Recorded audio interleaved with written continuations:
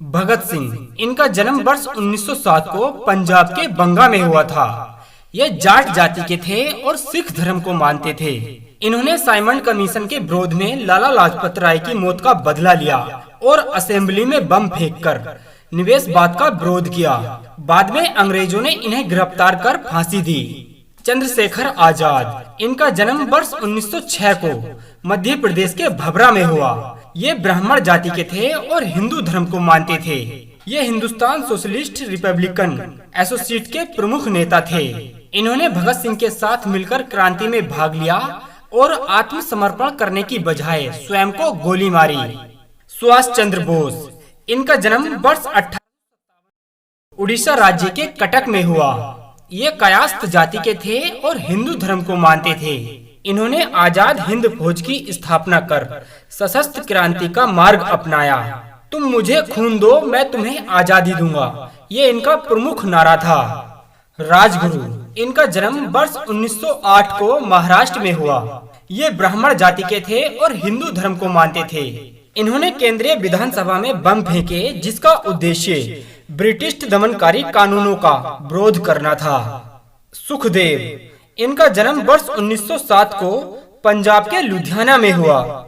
ये खत्री जाति के थे और हिंदू धर्म को मानते थे। इन्होंने भगत सिंह और राजगुरु के साथ मिलकर लाहौर हत्याकांड केस किया, जिसमें इन्होंने ब्रिटिश पुलिस के अधिकारी जॉन पी शोर्डन की हत्या की थी। मंगल पांडे, इनका जन्म वर्ष 1827 को उत्तर प्रदेश के नगवा ग्राम में हुआ था। ये ब्राह्मण जाति के थे और हिंदू धर्म को मानते थे। ये 1857 की क्रांति के सबसे पहले वीर सिपाही थे।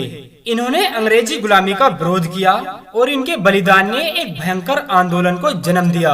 रानी लक्ष्मीबाई, इनका जन्म वर्ष 1828 को उत्तर प्रदेश के वाराणसी में हुआ। ये ब्राह्मण जाति की थी और हिंदू धर्म को मानती थी। 1857 की क्रांति में झांसी की रानी ने अंग्रेजों के विरुद्ध युद्ध किया। उनका साहस, शौर्य और बलिदान आज भी प्रेरणा है। लाला लाजपत राय, इनका जन्म वर्ष 1865 को पंजाब के धुड़की में हुआ था। ये ब्राह्मण जाति के थे और जैन धर्म को मानते थे। ये साइमन कमीशन के विरोध में लाठीचार्ज से घायल हुए और शहीद हो गए। इन्हें पंजाब केसरी भी कहा जाता था।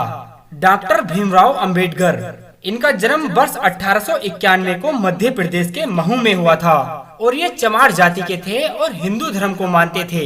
इन्होंने भारत के लिए एक महान योगदान दिया, खासकर भारत के संविधान के रूप में। इन्हें भारत का पहला कानून मंत्री भी कहा जाता है। बाल गंगाधर तिलक, इनका जन्म 1856 को महाराष्ट्र के रत्नागिरी में हुआ था और ये ब्राह्मण जाति के थे, हिंदू धर्म को मानते थे।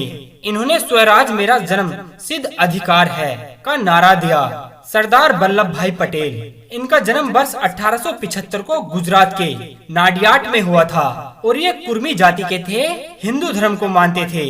इन्होंने भारत की 562 रियासतों का एकीकरण कर भारत को एकजुट किया था और इन्हें लोहा पुरुष भी कहा जाता है।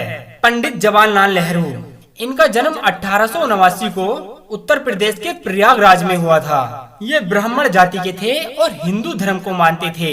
ये भारतीय राष्ट्र कांग्रेस के प्रमुख नेता थे और स्वतंत्र भारत के पहले प्रधानमंत्री बने।